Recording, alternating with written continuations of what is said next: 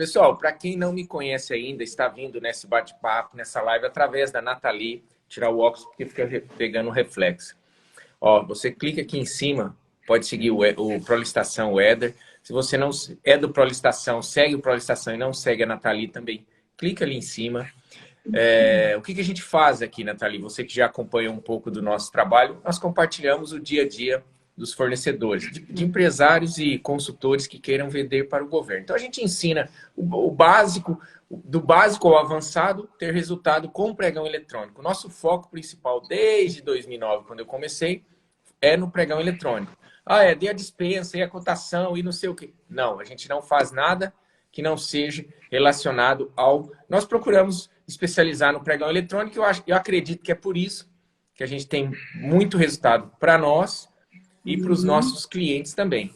E toda terça e quinta, nós começamos essa série de bate-papos, eu falo de lives. Hoje está sendo online, mas eu quero preparar o escritório aqui em Curitiba, ó, é que nós também estamos em Curitiba, aqui em Florianópolis, para receber vocês.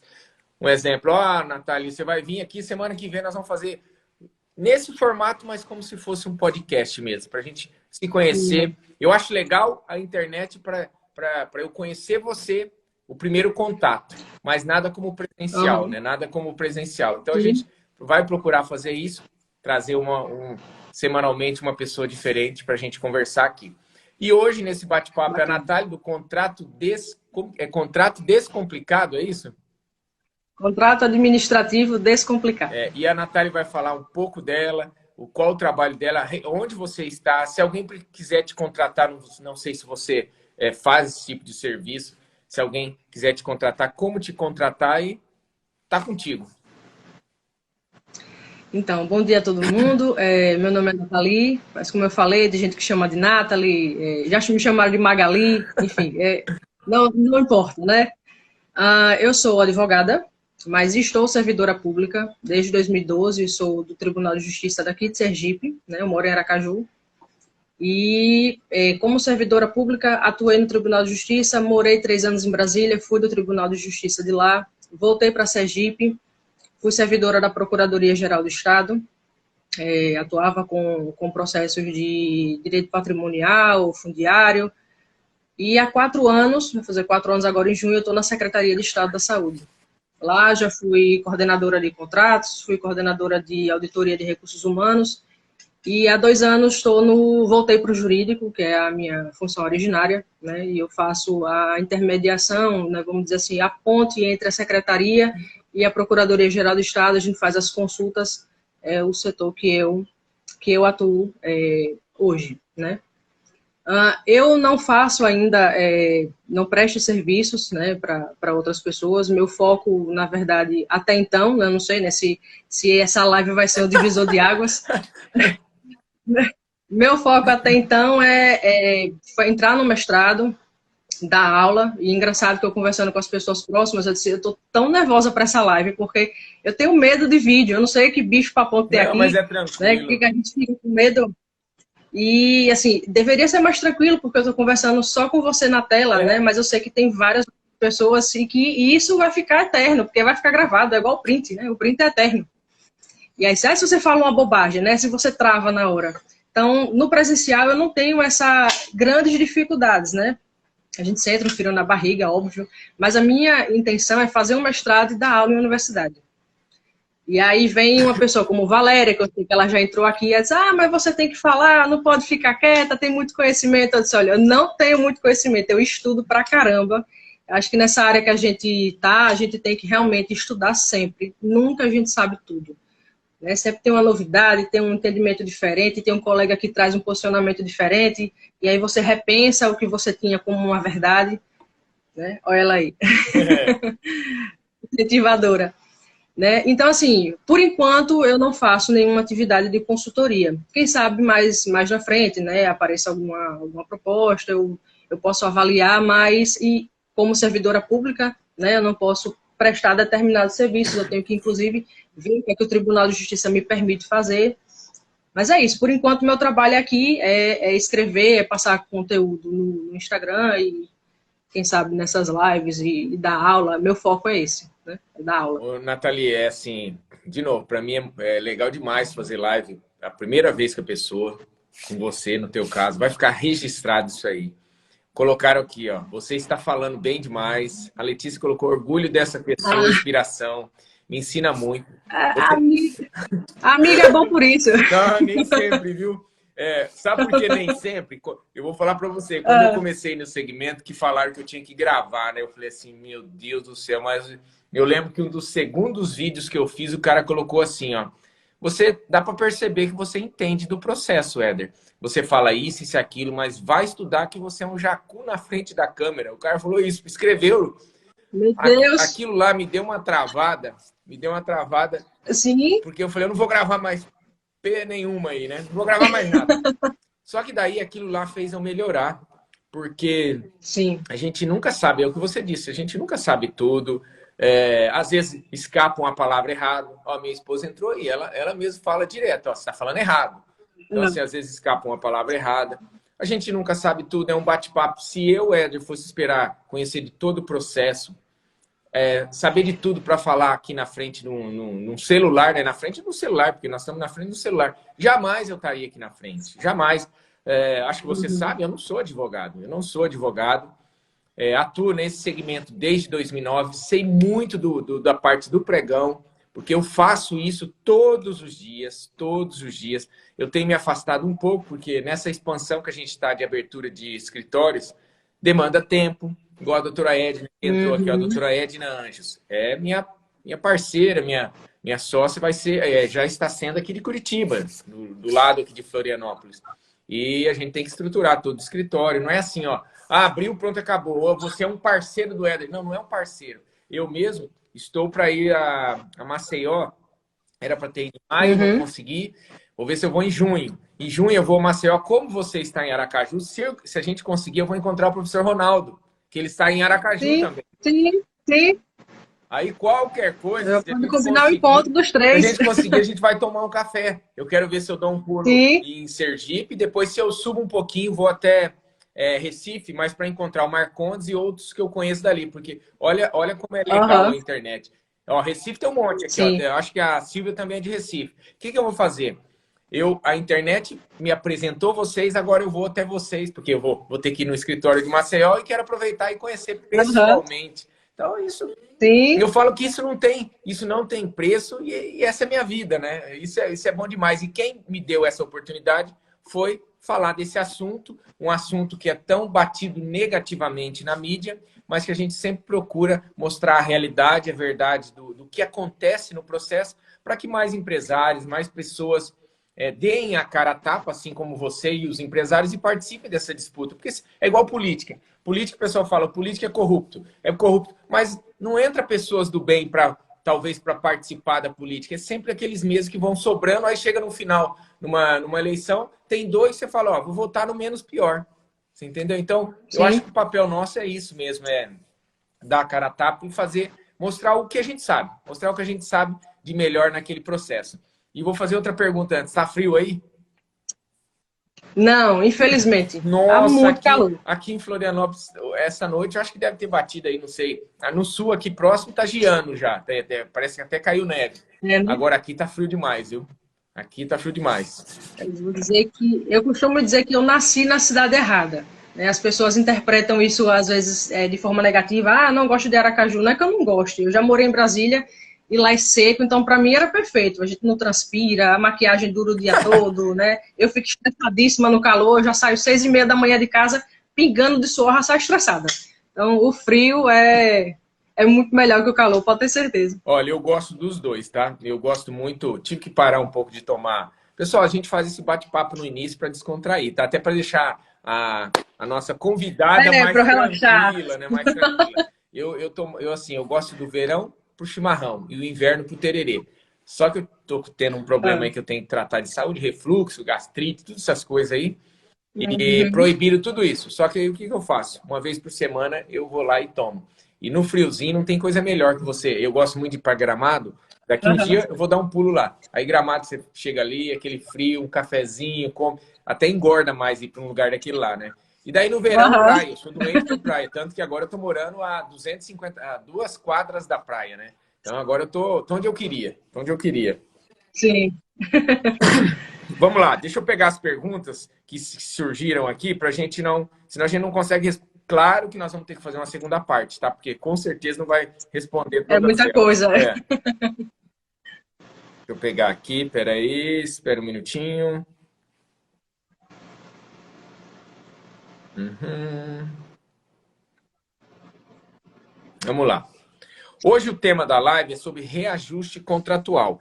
E esses bate-papos, essas lives, para mim é muito importante também, ô Nathalie, porque eu aprendo também. É aquilo que você disse. Às vezes as pessoas acham que a gente sabe de tudo.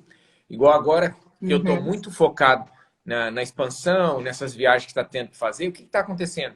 Às vezes eu deixo de participar de pregões tanto mão na massa, porque tem a equipe que faz. E esses dias eu tive que uhum, gravar. Desculpa, foi até domingo, eu tinha que gravar do portal da Licitanet, do Paulo, e fiquei meio perdido, porque hoje as coisas estão muito rápidas, elas mudam muito rápido. Eu lembro quando eu entrei em 2009 a 2018, praticamente, não tinha mudança nenhuma. Aí, em 2018, se não me falha a memória também, veio o Sicafo Digital. Depois que veio o Sicafo Digital para cá, o decreto 10.024, e o layout dos portais estão mudando direto, estão direto atualizando. Então, hoje, uhum. não dá para a gente ficar sem fazer. Você fica uma semana, 2 semanas sem cadastrar, um mês sem cadastrar um pregão. A hora que você vai cadastrar, você se perde um pouco. Mudou. Uhum. Mas vamos lá. O que é o reajuste e qual é o seu fundamento? Então, vamos lá. Reajuste, numa linguagem muito simples, significa ajustar novamente, né? O que nos remete à ideia de que a gente vai remontar um equilíbrio que foi perdido. Então, reajuste de preço é a atualização do valor inicialmente pactuado, decorrente de alterações que ocorrem no mercado e que vão impactar na estrutura, na execução do contrato. Então, a nova lei de licitação, ela traz o conceito de reajuste, né? Vou fazer um parêntese aqui como discípula de Rony Charles, né? Não sei se um dia ele vai assistir essa live, mas tem muita gente aqui que é aluno dele, né? A nova lei de licitações, ela é diferente da lei 8666, que é muito maximalista, né? Que traz tudo, que prevê tudo, que amarra tudo, né? Engessa o procedimento, engessa o gestor, não permite que ele tenha discricionariedade para agir, muito por desconfiança tanto do agente público quanto do mercado.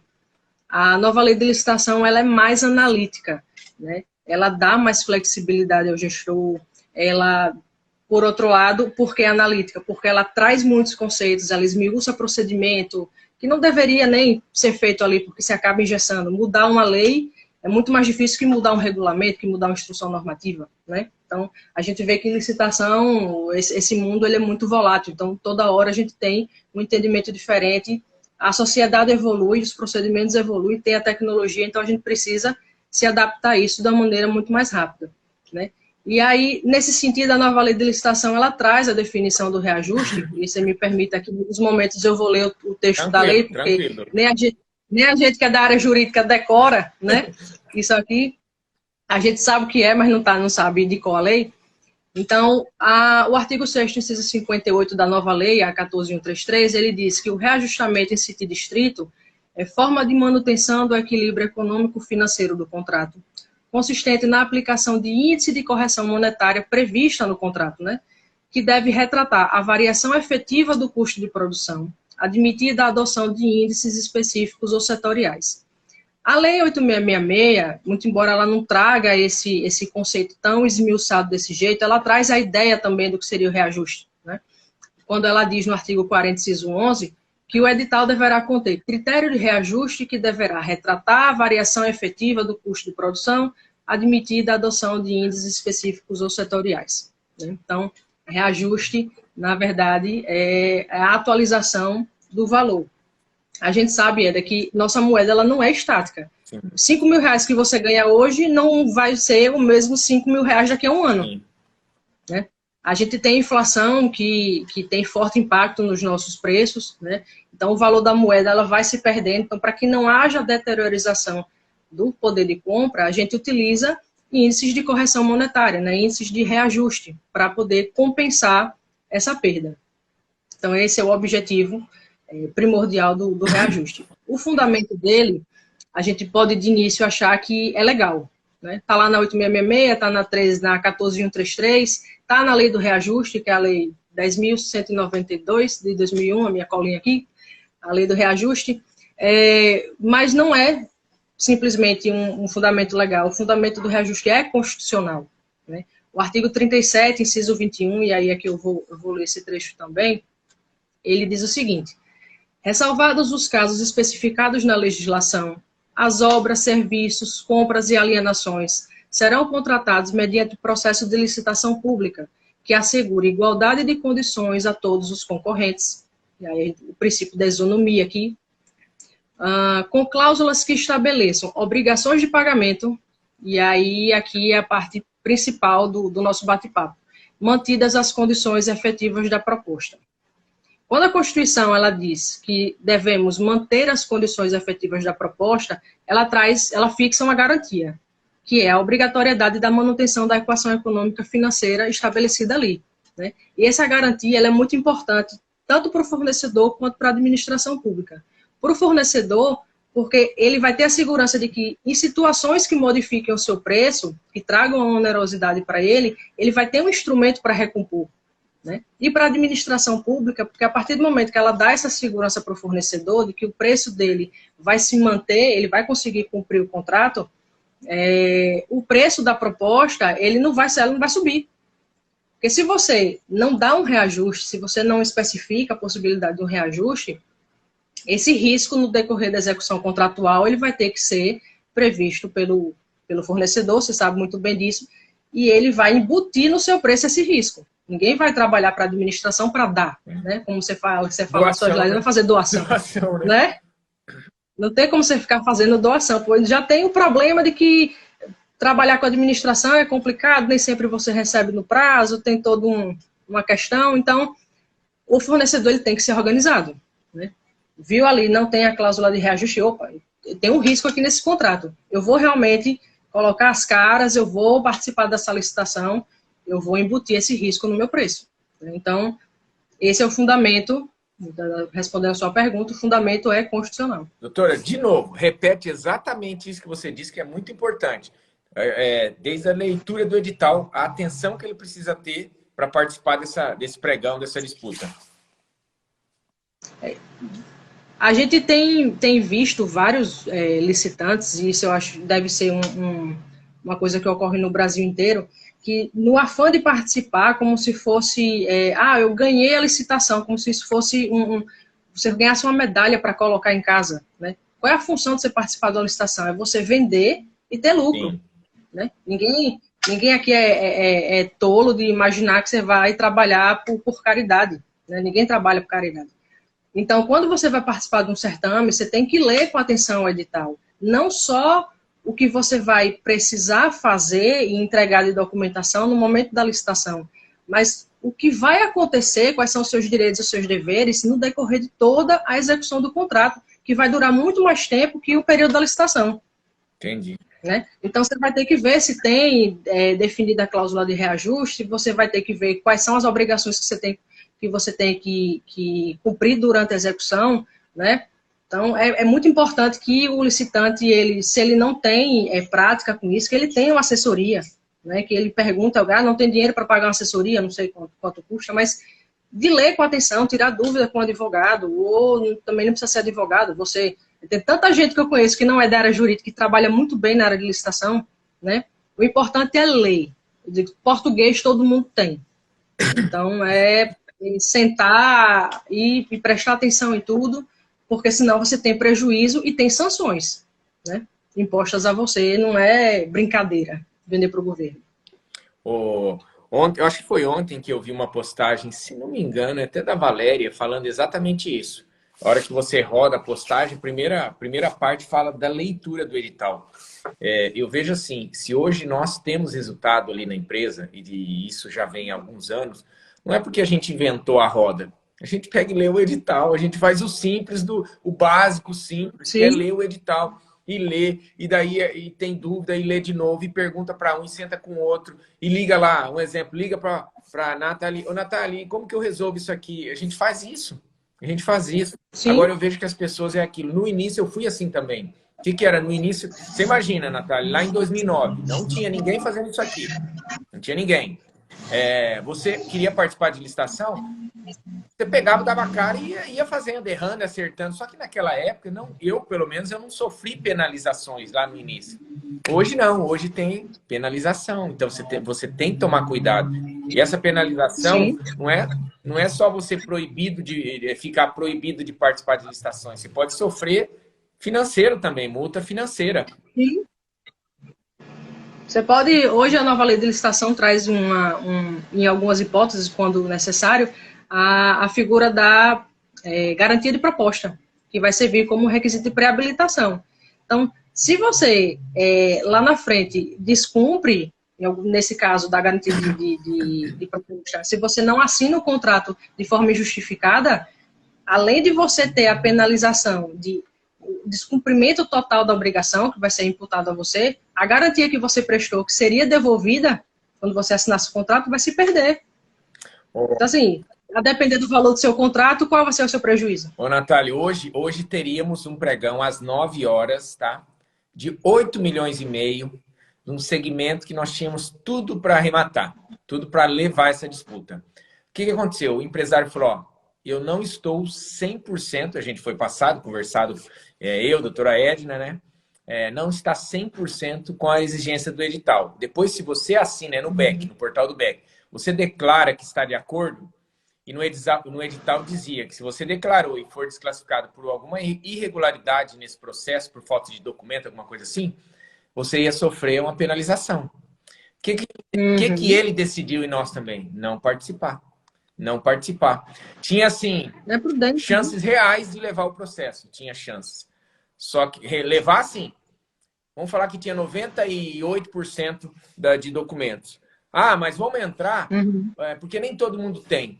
Mas lá está dizendo dessa sanção que ele poderia levar. E se pega um pregoeiro que segue à risca e penaliza essa empresa, sendo que essa empresa, a maior parte do faturamento dela, mais de 50%, é através de licitação. Aí você quebra as pernas do empresário. Então, perde um para ganhar outros. Perde um para ganhar outros. Exatamente. Exatamente, você está certíssimo. Vamos lá, para a segunda? Ó, mas só para você ficar animada aqui.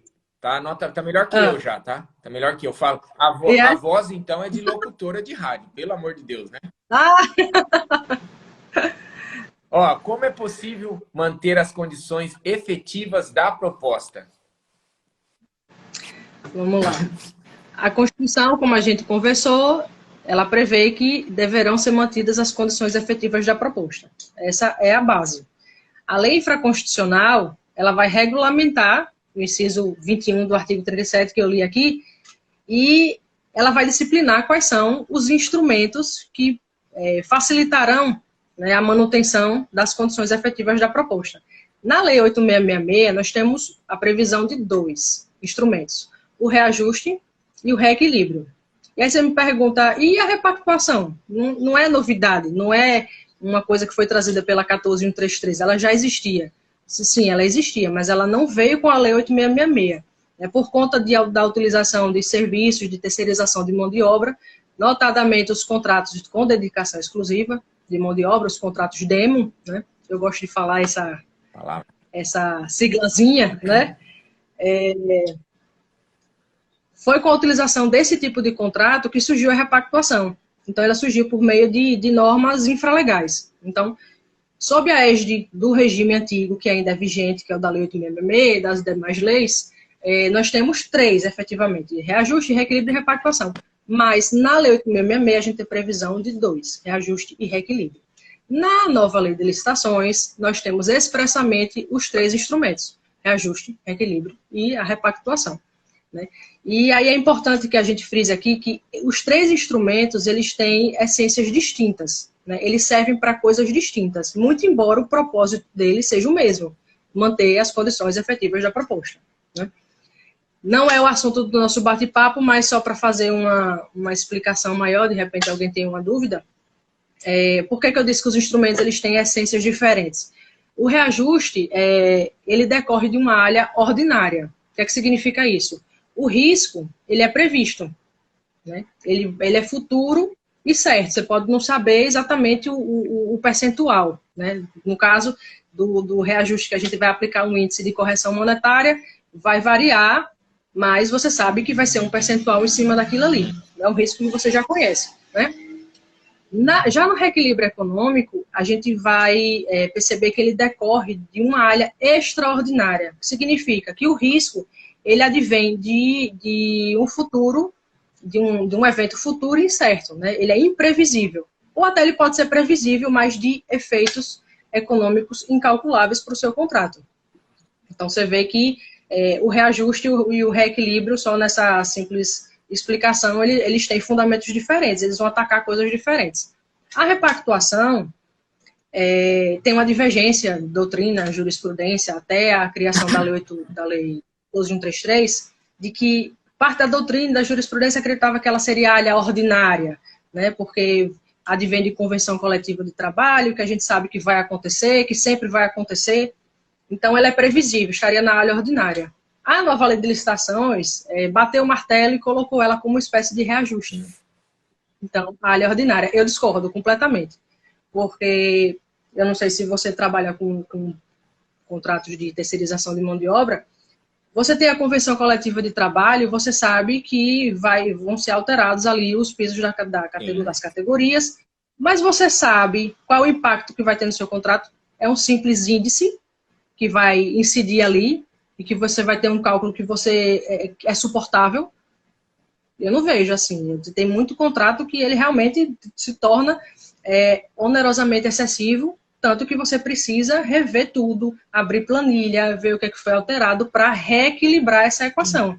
Então, eu não consigo comungar do mesmo entendimento de que seria uma espécie de reajuste, né? E isso também tem um certo impacto, porque quando é espécie de reajuste, você faz por simples apostilamento, né? Não tem alteração do contrato, a administração faz por conta própria, uma anotação no contrato. Já o reequilíbrio decorrente de área extraordinária, não, a gente precisa fazer um termo aditivo, é um procedimento mais demorado, mais cauteloso, vai para a procuradoria para aparecer, ele é mais robusto, né? Então, existe essa divergência ainda na doutrina, em que pese a lei 14.133 tenha sedimentado que repactuação é uma espécie de reajuste. Tanto que a lei vai falar do reajuste que a gente está falando aqui, que é a aplicação de índice, como reajuste em sentido estrito, porque o outro é a repactuação, né? E é isso. Doutor, deixa eu ler só um pouco aqui, o pessoal tem colocado um monte, o pessoal gosta de você pra caramba. Quer ver? Deixa eu ver. Eu não vou conseguir falar tudo aqui, pessoal, mas, ó, linda, maravilhosa, inteligente, competente, profissional, exemplar. Vou sair da live aqui, fica só você aí. Só você. Ó, tem um aluno nosso que colocou assim, Brasília 9 graus. Olha, coisa boa. Deixa eu ver. Sou doida para voltar a morar em Brasília. Ó, desculpa que eu vou perguntar de novo. De onde você nasceu? Eu nasci em Aracaju. Nasceu aí mesmo. Eu só morei 3 anos em Brasília, mas para mim foi a vida toda. Eu voltei para cá porque eu tinha que voltar. Chorando, que eu não queria voltar. Eu tive em Brasília, acho que uma única vez só, 1, 2, e agora eu vou em julho eu vou a Brasília. Aí vou encontrar alguns professores que já fizemos lives também, vou visitar o portal Licitações Z, falar com o Maurício, nós já conversamos algumas vezes, não sei se você conhece o pessoal do portal lá. Não, vai estar bem seco lá, viu? Já começa a secura lá em julho. Nossa. Ó, a Milena colocou, ouvir sobre licitações de quem domina um assunto é outra coisa. Nathalie maravilhosa. Ó, doutora Edna disse, nesse caso específico do pregão de hoje, que ela vai fazer uma denúncia no Tribunal de Contas, porque tem uma exigência lá que não poderia estar sendo exigido, né? Sim. O Rodolfo colocou assim, olá, aconteceu comigo um serviço de limpeza de fossa séptica em Blumenau, Santa Catarina, aqui próximo. Eles tinham feito a pesquisa de mercado em janeiro de 2021. Ganhei com valor de referência devido o aumento dos combustíveis. Não terei lucro que imaginei. É complicado. Nós participamos esses dias não, já tem alguns dias, meses, de pregão aí do Nordeste, posto de combustível para diesel e gasolina.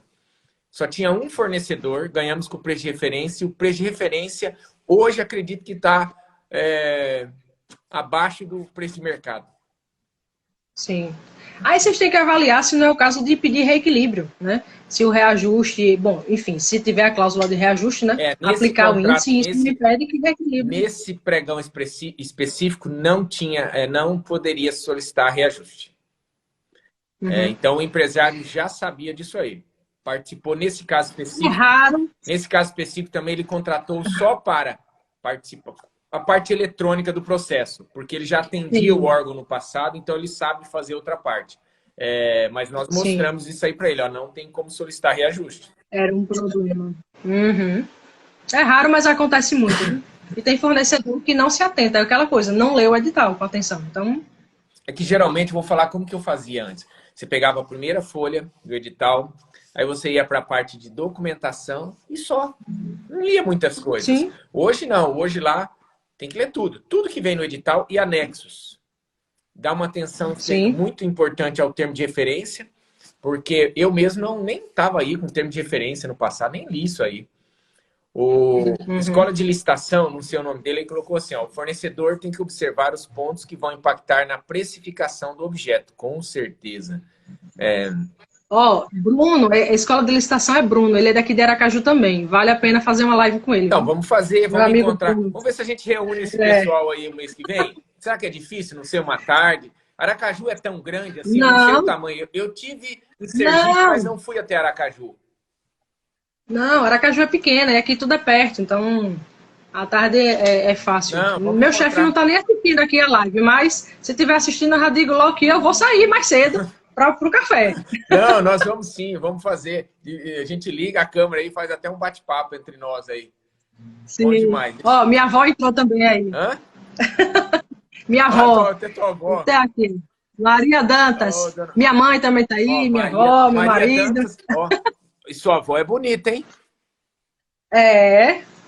Bonitona. Como que tem para quem puxar, Natália, né? Obrigada. O Bruno colocou assim, sem contar que nem sempre ocorrem acordos ou convenções coletivas. Há categorias de profissionais que ficam anos sem conseguir fazer acordo. Realmente não é algo tão ordinário assim. Não me dei bem em Brasília, só espirrei da hora que cheguei à hora que fui embora. Eu gostei de Brasília, só não gosto de Brasília uma coisa, apesar que tem avião, muito longe de praia. O reajuste é devido em todo e qualquer contrato ou o gestor pode decidir não reajustar o contrato? Olha, tanto a Lei 8666 quanto a 14133, elas trazem a previsão de que o reajuste ele é cláusula essencial do edital e do contrato.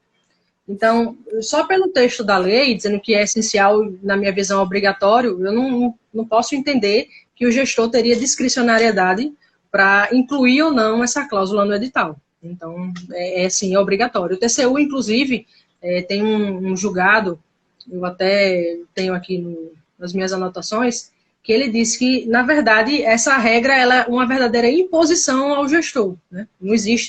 Não há que se falar em discricionariedade, ele precisa. Agora, eu preciso também fazer uma ressalva. No meu entendimento, e aí as pessoas podem entender diferente, colocar aqui suas posições, para mim esse direito ao reajuste ele não é absoluto. O gestor ele tem a obrigação de incluir no edital e no contrato. A lei o obriga, mas o licitante ele tem a possibilidade de renunciar a esse direito. É disponível, é direito patrimonial. Né? Então... tem sim a obrigação de todo e qualquer contrato, respondendo sua pergunta, de conter a cláusula de reajuste. Por Natália, obrigação você consegue ler os comentários? Olha o que colocaram. O quê?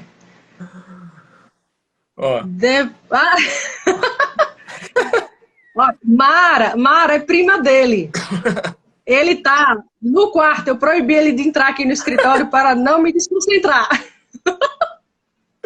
Ai, ai, ai. Mas ele Olha é lá, de ele boa, ele entrou. vai dizer, é mesmo. Olha lá, ele entrou, hein? É, Danilo. Ô, Danilo, todo respeito, hein, Danilo? Olha lá, ele tá dizendo, tá tranquilo. Ó, vamos lá. Vamos partir para a quinta. Quinta, né? Caso a Vamos. impugnação não seja deferida, o que fazer? Ah, nós Ah, estamos com veja, alguns problemas assim. Nós estamos com alguns problemas sim, assim. é importante, como a gente disse lá no começo, leu o edital, percebeu que não tem cláusula de reajuste, né? O edital é omisso, a minuta do contrato não tem essa previsão, ou ainda que lá tem especificado que o preço será fixo e reajustável, porque isso também acontece, o licitante ele deve impugnar, né? Ele não pode perder a oportunidade que ele tem de falar no processo é essa. Se ele não tiver resultado positivo nessa impugnação, o que é que eu faria? Ou eu faria uma denúncia no Tribunal de Contas, né, para ir barrar a licitação e fazer incluir, porque é uma cláusula obrigatória, né? Eu poderia impetrar mandado de segurança também, com liminar para suspender a licitação, e é assim, eu não vejo como um órgão receber uma denúncia do Tribunal de Contas ou ter que responder um mandado de segurança, não voltar atrás e não incluir essa cláusula, a não ser que ele tenha alguma justificativa, que eu não consigo imaginar. E aí, se meus amigos aqui tiverem alguma experiência, né, tiver algum exemplo, eu não consigo vislumbrar nenhum exemplo que justifica a não inclusão. Até porque a nova lei de licitação, inclusive, ela diz que, independente do prazo de vigência do contrato, a cláusula será obrigatória, né? Porque, como a gente pode discutir mais daqui para frente, a gente vai contar o marco da anualidade, e ele não é a assinatura do contrato, né? Que muitos editais, inclusive, fazem isso, né? Diz, olha, o reajuste será concedido a contar 12 meses da assinatura do contrato. Está errado. Mas aí eu digo, está errado. Você impugnou o edital? Se você não impugnou, você aceitou a regra.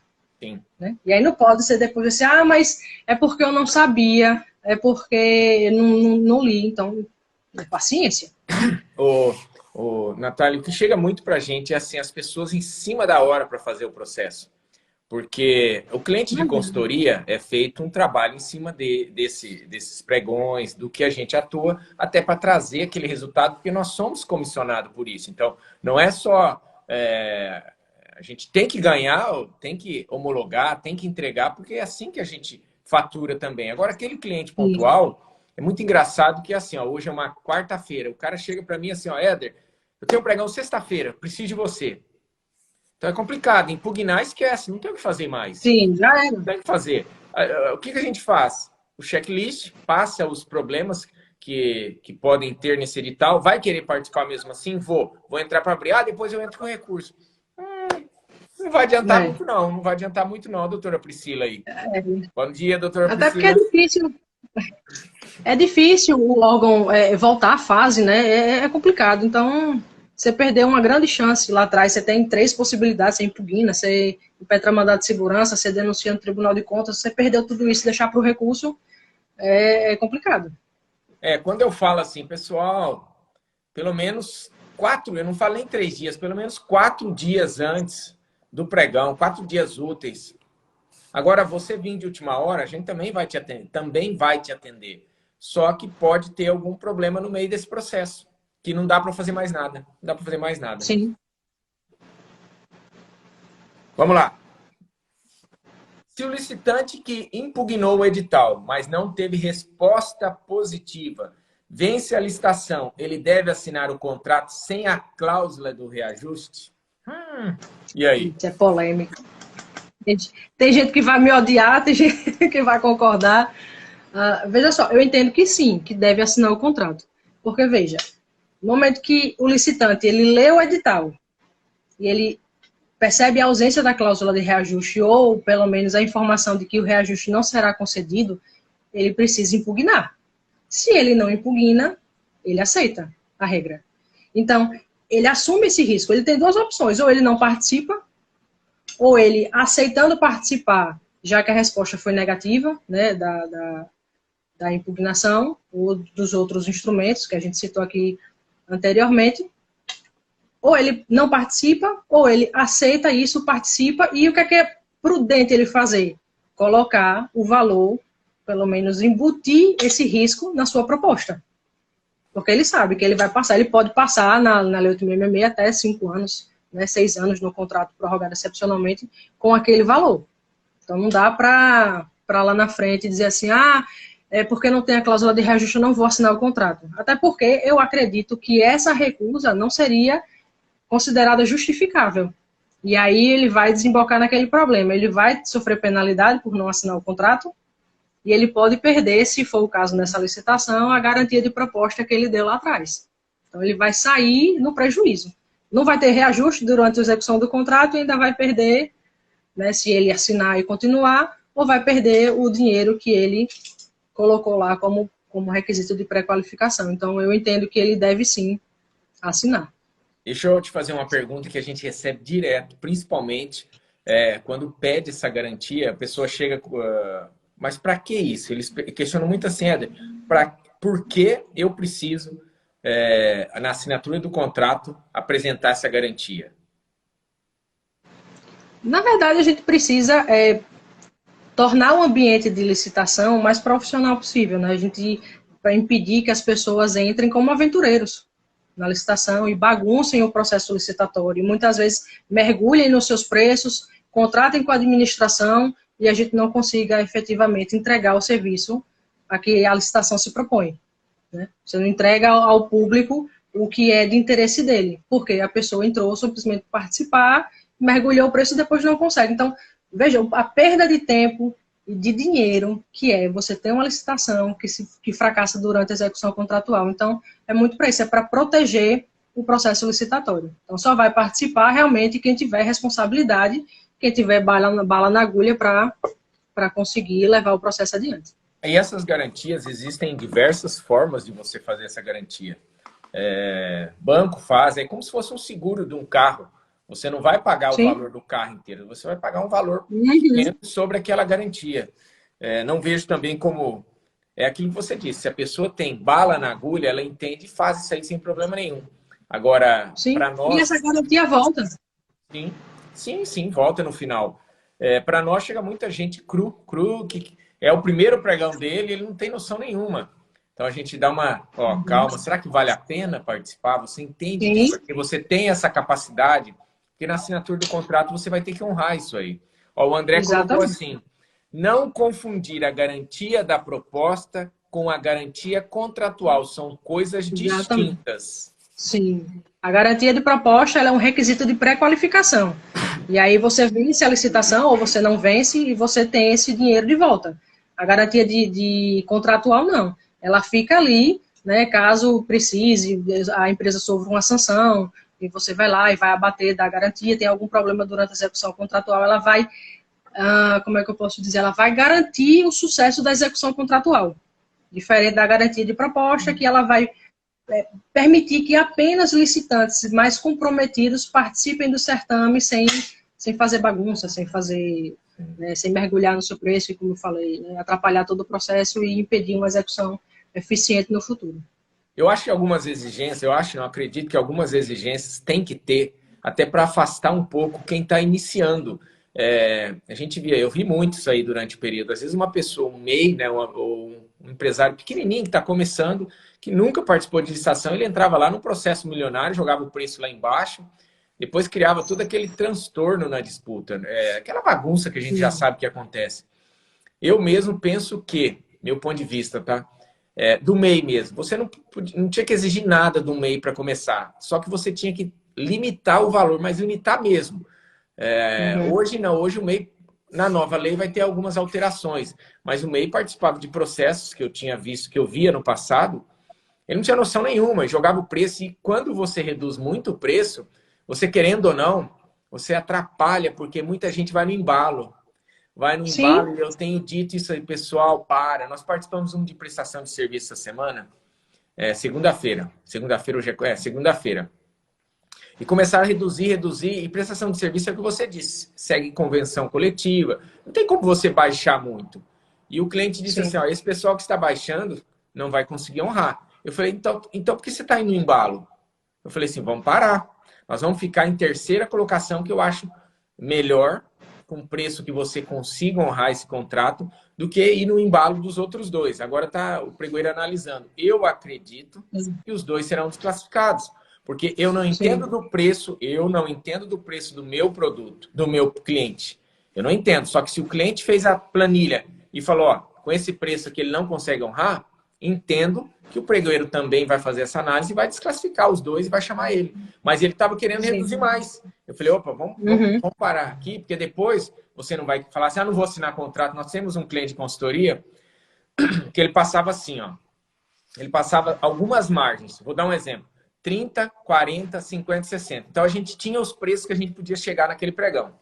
Na menor margem, que era, vamos falar, 25%, nós começamos a chegar, porque ele autorizava. Só que na assinatura do contrato, ele não queria assinar.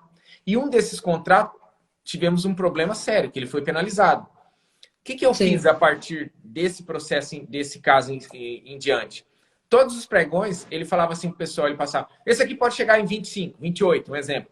Eu falava para eles, ó, o mínimo que a gente opera com esse cliente é 40%. Éder, mas ele é o dono da empresa. Ele é o dono da empresa? Não, ele não sabe o que está fazendo. Depois ele vai dar problema para nós, que a gente vai ter que correr atrás disso aí. O que aconteceu? Ele está com a gente, vai fazer 3 anos. Depois que eu tive essa atitude de não reduzir mais os preços que ele queria, nós ganhamos menos pregões, mas o lucro dele aumentou. O lucro dele aumentou porque ele não está fazendo mais burrada, né? Porque naquela ânsia, tem que ganhar, eu tenho que ganhar, eu tenho que ganhar. Não adianta ganhar com 28%. Ele o produto dele sofreu muita alteração na pandemia. Teve alguns processos que ele já tinha assinado, que ele teve prejuízo. Mas ele falou assim, o que eu faço? Eu falei, você vai honrar. Você vai honrar. Tentou reajuste, tentou fazer as coisas.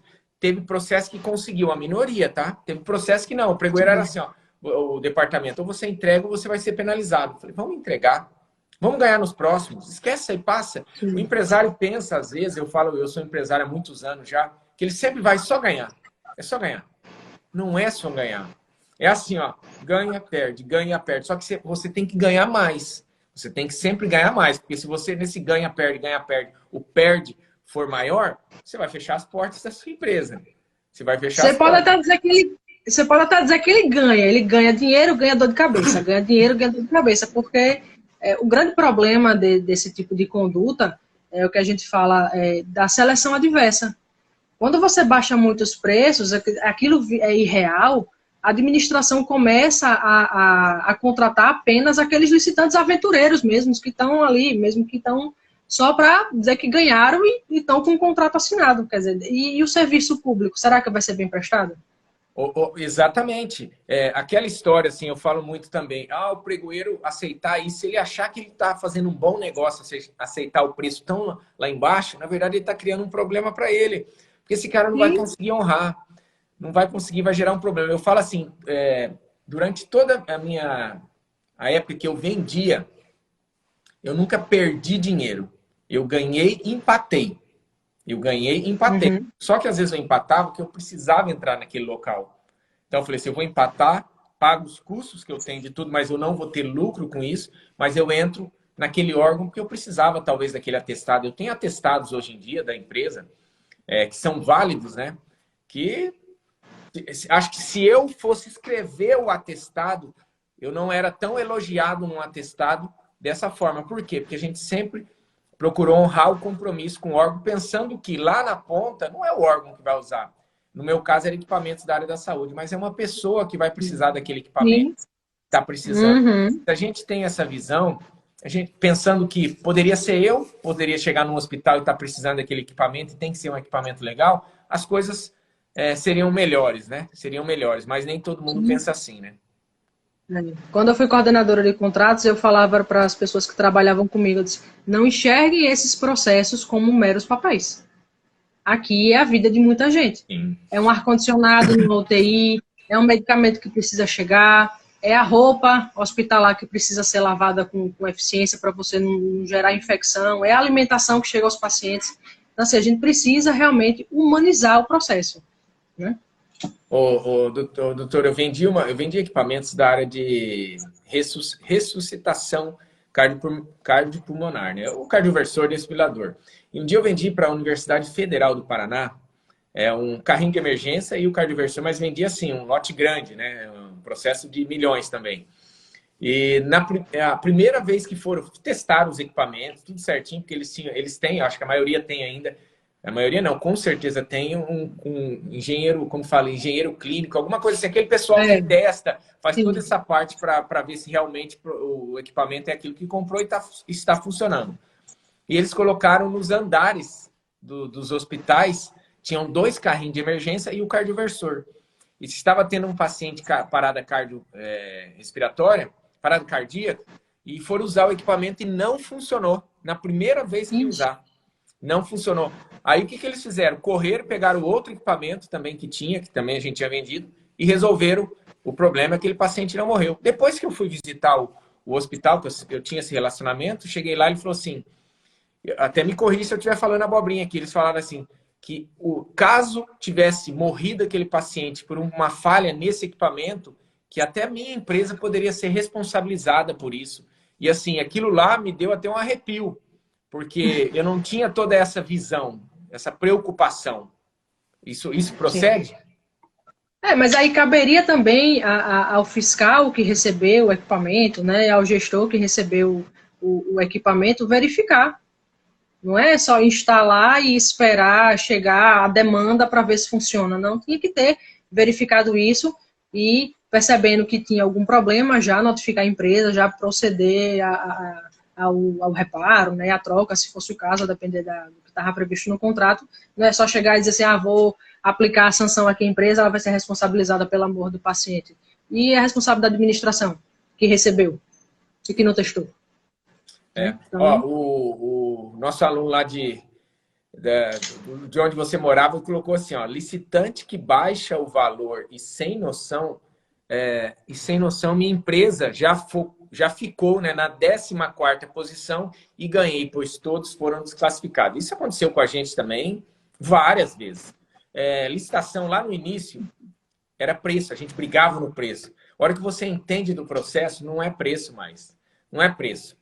Você vai procurar estar documentado exatamente como pede o edital, coloca a tua margem e vai partir para a desclassificação juntamente com o pregoeiro dos seus concorrentes.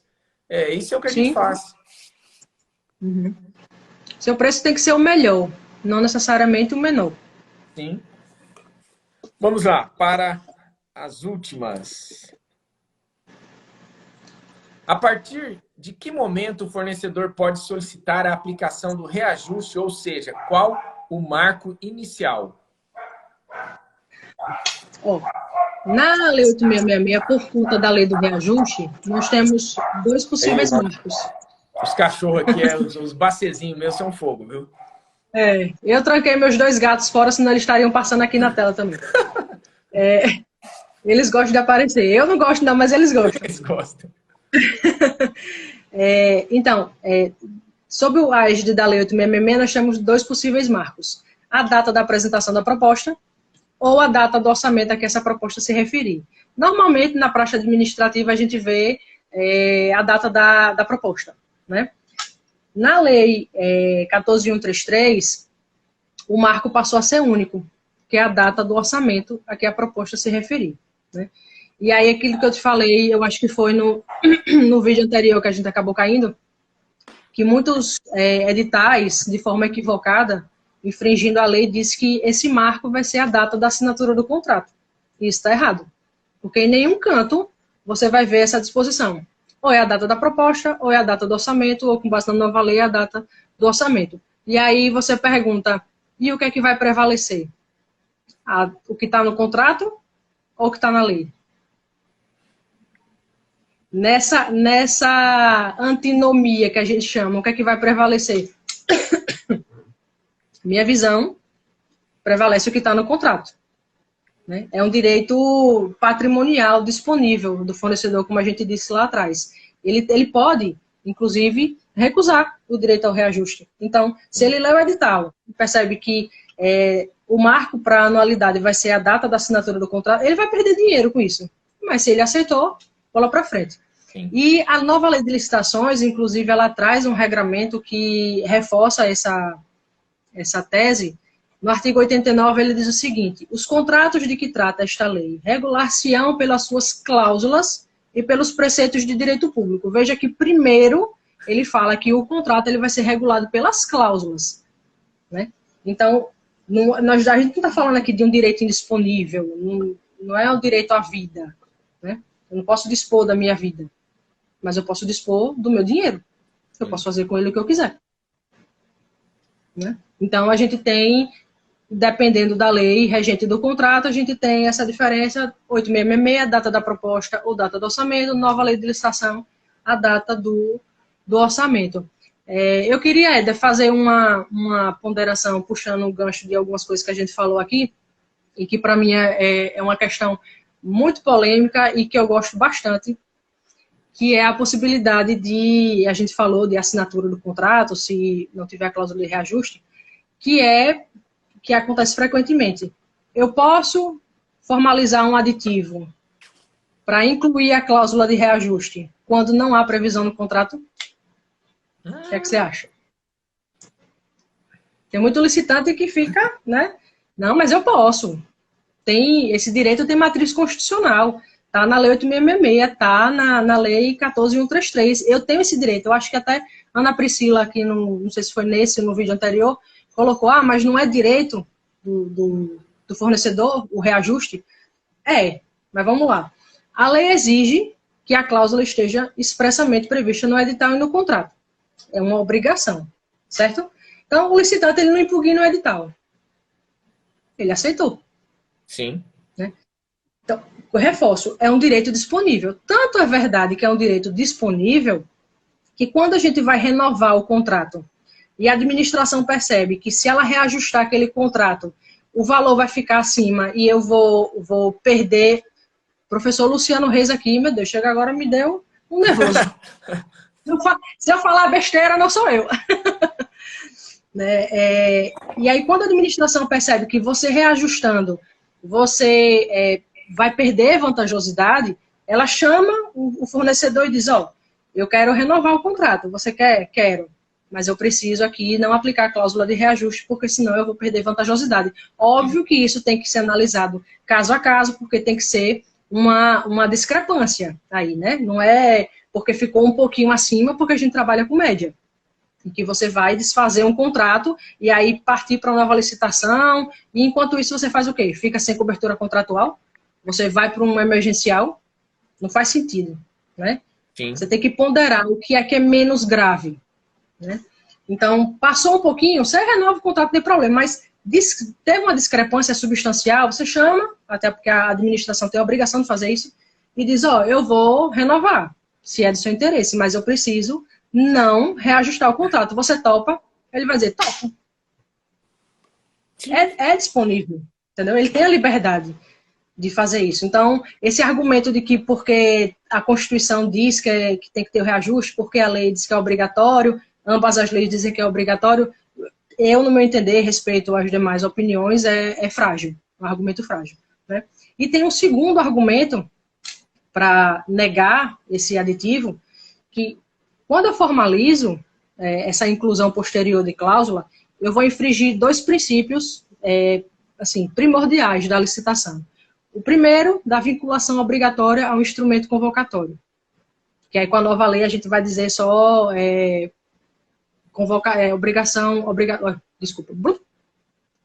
princípio da obrigatória vinculação ao edital, né? Porque a gente não tem mais convite, então eu não vou ter instrumento convocatório. Foi até a professora Carolina, de São Paulo, eu esqueci o sobrenome dela, me perdoe, mas ela disse isso: prestar atenção que com a nova lei a gente não vai falar mais princípio da obrigatória vinculação ao instrumento convocatório. Então, eu vou infringir o princípio, esse primeiro, e vou infringir também o princípio da isonomia, porque, veja, quando todo mundo participa da licitação e aceita essa regra, todo mundo está competindo em igualdade de condições. E aí, o que justifica, encerrado o jogo, o licitante vencedor querer mudar a regra do jogo? Isso, para mim, no mínimo, é fraude. Né? Então, ele aceitou participar naquelas condições, não seria possível reajustar, seja porque estava omisso e ele se calou, seja porque estava estabelecido expressamente que o preço seria fixo e reajustável. Então, na minha visão, não é possível a gente fazer um aditivo para incluir essa cláusula. Eu vejo assim, ó, aconteceu com a cliente também, como eu te disse, não é cliente ainda, mas de última hora as pessoas vêm atrás da gente. Olha o que aconteceu. Hoje em dia tá assim, chega amigos, né? Pergunta para eu comecei a trabalhar com licitação, isso e aquilo. O Éder faz isso. Aí chega em mim, né? Aí quando chega só pepino. Aí chegou Sim. uma moça que foi até indicada pelo meu irmão, entrou em contato e falou: Éder, eu ganhei já a licitação para o Tribunal de Justiça. Não vou falar de qual estado, tá? É uniforme do Tribunal de Justiça. E ela, assim, nunca tinha participado de licitação. O tribunal entrou em contato com ela. Eu acho que a empresa dela é grande, não sei, alguma coisa assim. Falou assim, você não quer participar de licitação? Não tem nada a ver. O tribunal é de um estado, ela está aqui em Londrina, no Paraná. Londrina, eu tô achando que eu estou em Londrina. Ela está em Londrina, no Paraná. Ela falou, não, eu vou participar. Para você ter ideia, ela fez a proposta escrita na mão, assim, ó. Que ela nunca tinha participado, né? Participou, ganhou. Ganhou a licitação. 2 itens. Só que ela nem sabia se o preço dela estava certo. Porque a hora que você pega assim, ó, você pega os outros colocados. Vou dar um exemplo assim, ela arrematou com 260 e o segundo colocado está com 380. Aí o outro está 390, 400 e pouco. A hora que você faz essa análise, você fala assim, deu merda aqui. Ela fez coisa errada. Aí chegou na gente, não foi nem isso. Ela pegou e falou assim, eu mandei a amostra, a primeira amostra, eles estão analisando já a segunda amostra, o tecido que eu vou enviar não é o que eu participei da licitação. Eu vou ter que enviar outro tecido, porque não tem mais, não sei o que. Eu falei, mas não tem mais o tecido? E daí, assim, ela fez uma bagunça que ela não entendia nada. Aí quem que me liga? Me liga a pregoeira lá do tribunal. Porque daí a gente entende. Fui conversar, entender. A hora que está praticamente tudo regularizado, ela me liga depois, a menina, falando assim, Éder, desisti. Eu falei, beleza, desistiu. Falei, já tinha conversado, estava tudo certo. Aí eu estou no mercado esse dia que ela me liga, resolvi enviar a amostra, vou dar sequência. Só que o que estava acontecendo, para você entender? Ela ganhou com um tipo de tecido. Na hora de enviar a proposta, diz ela que estava enviando com material superior, porque o outro não tinha mais. Eu não sei se não tinha mais ou se subiu o preço, alguma coisa assim. Quando ela foi falar isso para o órgão falou assim, não pode. Porque daí, é o que você estava falando, a gente como que eu posso dizer? Os outros ficam em desvantagem, porque já aconteceu a disputa. Você deveria ter impugnado esse edital, questionando o tecido e sugerindo tal tecido. Agora você tem que fornecer a amostra exatamente do tecido, porque se você enviar superior ou inferior, mesmo ela dizendo que é superior, será recusado, porque não é aquilo que você aceitou. Então, assim, virou uma bola de neve o negócio e agora trazem os pepinos para a gente resolver, né? Eu não sei como que tá. Vamos ver o que vai dar isso aí. E aí acaba saindo mais caro, né? Porque você consertar problema é mais difícil, então tem que cobrar mais caro. Então, mas é aí o que eu digo, Natália, é assim, se você nunca participou de uma licitação e foi convidado pelo órgão para participar, busque o conhecimento. Hoje tem bastante pessoas na internet. Às vezes a pessoa olha para mim e não gosta do Éder. Tem o Siqueira que entra aqui e falou assim, a gente teve deixa eu lembrar aqui, um curso em Salvador em 2019, doutora Priscila, acho que foi. E o Siqueira falava assim, antes do curso, a gente começou a divulgar, né? Ele falava, Éder, eu não suportava a sua voz, eu não aguentava escutar você. E minha esposa que falava, não, o cara não sei o quê. E começamos a conversar. E hoje a gente tem uma amizade. Ele também, a primeira live dele foi comigo esses dias atrás. Ele estava fazendo eu, Silvano, ele participou, chamei, entrou. Mas o que eu falo é isso, às vezes você não gosta do Éder, às vezes você não gosta da Natália, da Valéria, mas tem outros. Procura uma pessoa, vou falar o que eu aprendi muito com alguns mentores que eu sigo.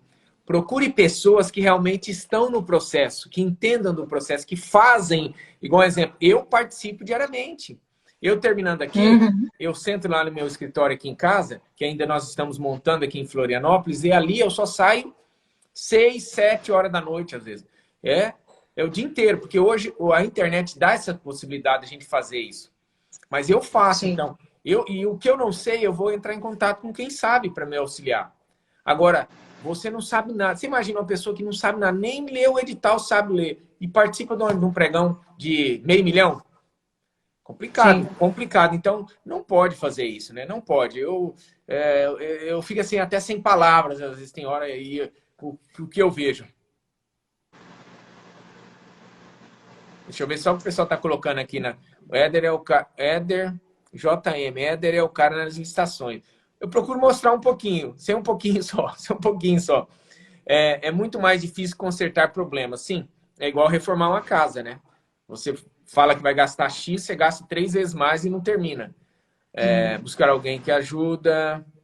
Ó, e quando eu falo assim, ó, quem fez live com a gente, não precisa, de novo, não gosta do Éder, vai lá, fala com quem fez as lives. Eu recebo depoimento direto de pessoas que falam assim, Éder, depois daquela live, eu fechei tantos clientes, eu comecei a atender. Eu não tenho dúvidas, Natália, que depois dessa primeira live, que na verdade são duas, né? Não sei se a outra ficou salva, se ficou salva, eu vou pedir para eles liberarem, que vai ter pessoas que vão chegar até você pedindo algo do seu serviço. E esse é o intuito mesmo, esse é o intuito. Licitação não é para aventureiros, colocou a Valéria. Vamos para a última, acho que é a última, né? Mesmo. Passou um pouquinho hoje, mas vamos para a última. Ó, eu perguntei para a Paula lá, vê se ficou salva a primeira parte da live, porque estava nota 1000 e caiu. Acho que foi tão boa, né? Tão boa que caiu. Vamos lá. Nós falamos da... Professora, já vou falando, professora. Lê a 9, fazendo favor. Meu Deus. Lê a 9, porque vocês usam uns termos técnicos aqui que eu prefiro nem falar. Jesus. Vamos lá. A preclusão para a concessão do reajuste, ou seja, se o contrato for renovado e a empresa não solicitar a aplicação do reajuste, ocorrerá a preclusão do seu direito. Preclusão quer dizer perda. Né? Assim. É simples. Mas é fato. Eu dou risada a gente, dos termos. A gente da área jurídica acha que é normal. Como assim? Preclusão, o que é preclusão, rapaz? Como assim, né? Mas preclusão é perda. E aí você vai entender quando eu explicar. A lei, ela fala que o reajuste, ele é cláusula obrigatória. Né? Em algum momento da lei, você percebe uma condicionante e diz assim, olha, a cláusula de reajuste é obrigatória desde que o fornecedor solicite a aplicação do índice. A lei não fala. Então, a obrigatoriedade é para a administração. Tem a cláusula de reajuste, tem o índice lá estabelecido, ocorreu o fato gerador. O que é o fato gerador? Passados 12 meses do marco inicial que a gente falou, que é a data da proposta ou do orçamento na Lei 8666, ou a data do orçamento na nova Lei de Licitações, passados esses 12 meses, ocorre o fato gerador. Então, a administração, por conta própria, que a gente fala também de ofício, sem provocação do licitante, nesse caso já o contratado, ela já deve fazer o reajuste do valor do contrato. Né? Pode acontecer de o contrato, no edital lá e depois o contrato, estabelecer que o fornecedor ele tem a obrigação de requerer. Se tiver essa condicionante, aí sim, vai dizer, olha, eu só vou, quando eu renovar o contrato, eu só vou aplicar o índice de reajuste se você, fornecedor, fizer a solicitação. Se você não fizer a solicitação e renovar o contrato, e lá geralmente tem assim, renova o contrato por mais tantos meses, né, sob as mesmas condições. Sim. Veja que eu renovo dizendo que é sob as mesmas condições e não requeri a aplicação do reajuste quando eu tinha a obrigação de fazer. Então, a renovação sob as mesmas condições é considerado um ato incompatível com o seu direito ao reajuste. Diferente, se você não tem a obrigação de pedir, a lei não traz essa condicionante, o edital não traz, o contrato não traz, a obrigação é da administração fazer a aplicação independente do fornecedor pedir. Então, não há que se falar em preclusão lógica, nesse caso como na pergunta, se o licitante, se o fornecedor não pede para incidir a cláusula de reajuste. Ele vai ter direito, esse direito é automático. Agora, a administração já passou do período de 2 meses e ainda não fez lá a aplicação do índice. Eu vou requerer. Melhor ainda. Lembre lá a administração, às vezes tem tanto processo, tem gente que espera realmente o processo chegar no colo para poder resolver, não é proativo. Infelizmente, a gente tem servidor assim, a gente tem bons servidores, mas a gente também tem maus servidores, assim como a gente tem bons fornecedores e maus fornecedores. Então, o fornecedor ele precisa estar atento. Quais são os direitos que eu tenho, como eu falei lá no início?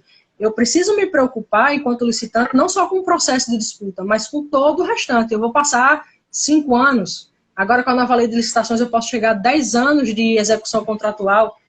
E eu vou chegar como, ao final de 10 anos, sem saber quais são os meus direitos? Até onde eu posso ir? Em que momento eu posso exigir da administração? Né?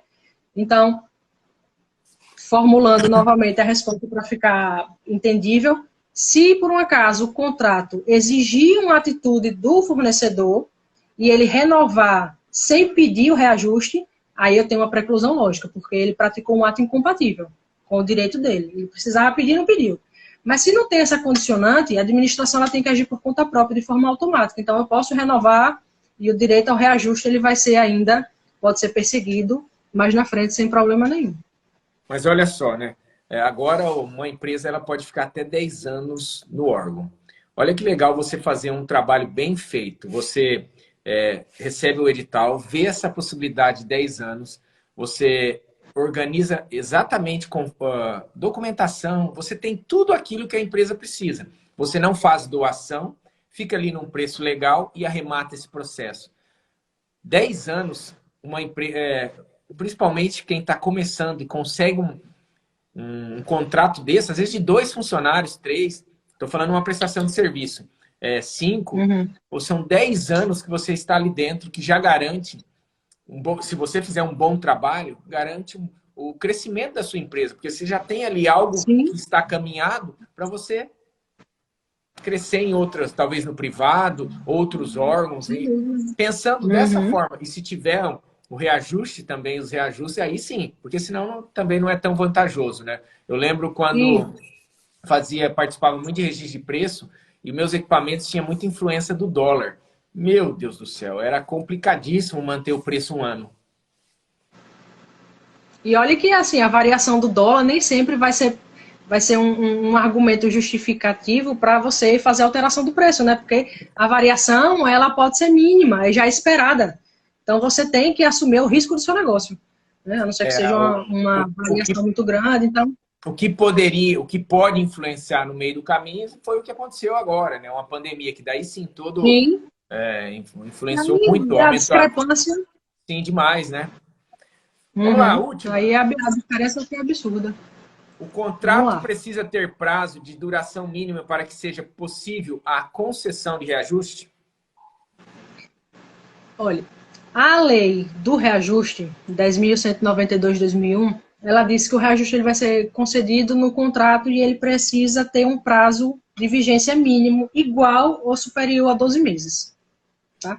A nova lei de licitação, ela diz que, independente do prazo de vigência do contrato, o critério de reajuste e a cláusula de reajuste ela precisa ser obrigatória.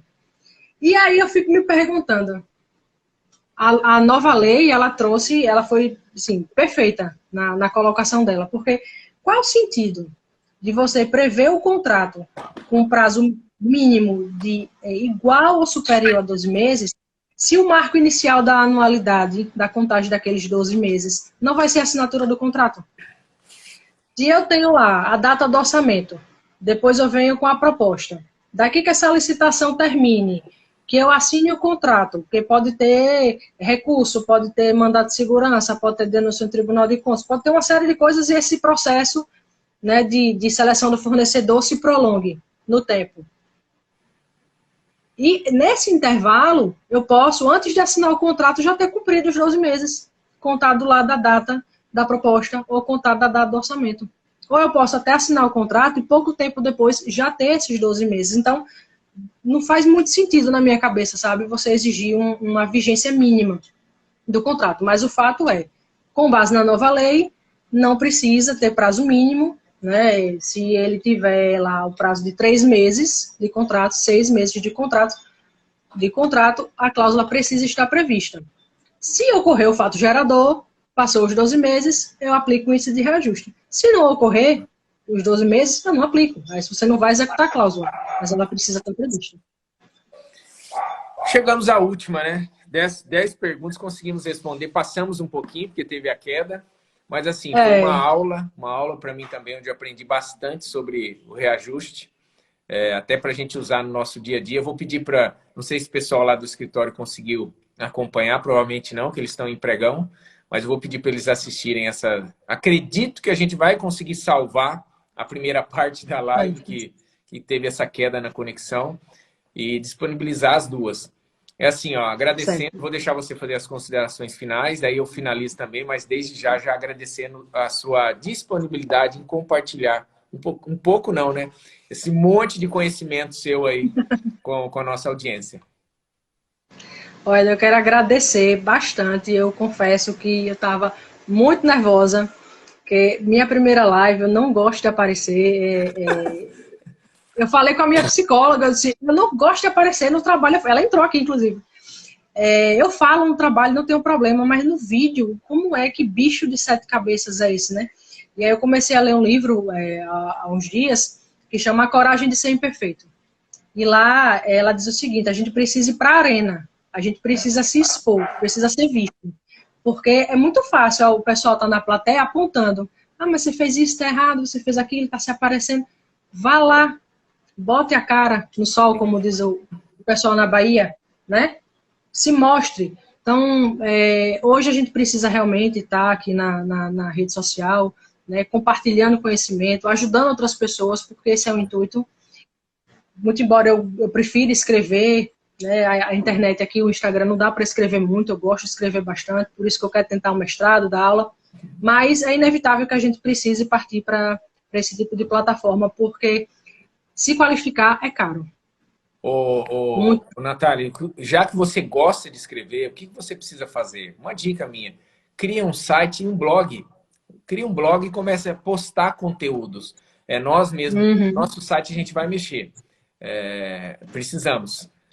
O que eu posso fazer? Eu posso entrar em contato com você e falar, você vai começar a escrever, combinar um contrato e você começar a escrever no nosso blog. Isso é muito importante. Às vezes você não está aparecendo com a cara, falando, mas esse post, esse conteúdo, ele também é importante, vai chegar em muitas pessoas e com certeza o pessoal vai querer seus serviços também. Sim, e assim, você foi me tranquilizando, né? Daqui a pouco eu já estava tranquila aqui, respondendo, foi um bate-papo legal, foi realmente o medo da primeira vez, né? Então, assim, eu te agradeço bastante por essa oportunidade, por ter podido falar aqui um pouquinho do que eu sei. Reajuste tem muita coisa para falar, assim como os outros assuntos de contratos, né? E agradecer a todo mundo que mandou aqui pergunta, ou que mandou algum elogio ou uma brincadeira. Foi bom que descontraiu, né? E fica à disposição, se quiser, em outro momento, conversar mais alguma coisa. Para quem não queria fazer a live, já está se disponibilizando a fazer outra, tá tudo certo, né?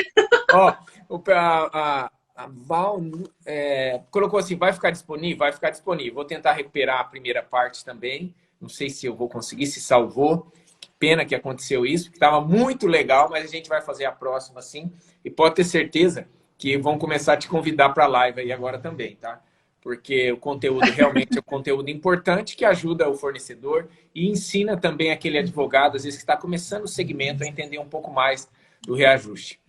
De novo, muito obrigado por compartilhar. Eu que agradeço. Pessoal, se inscreva aí nas mídias da doutora, né? Doutora Nathalie, se inscreva nas mídias do Éder, do Prolicitação. E amanhã, às 8 horas, nós temos live aqui no Instagram. Só não lembro com quem é essa live de amanhã. Eu prefiro não saber. Sim. E eu prefiro, assim, ó, chegar... Você pode ver que eu falei as perguntas, né? Eu fico sabendo da pessoa exatamente. Às vezes, um dia, 2 antes que eles postam, né? Eles postam a miniatura e as perguntas que a gente vai fazer do bate-papo em cima da hora. Que eu acho mais legal, assim, você não ficar pensando em algo. Na hora, o que falar realmente é o mais importante. Obrigado novamente. Até a próxima. Obrigada a você. Tchau, tchau. Tchau, tchau.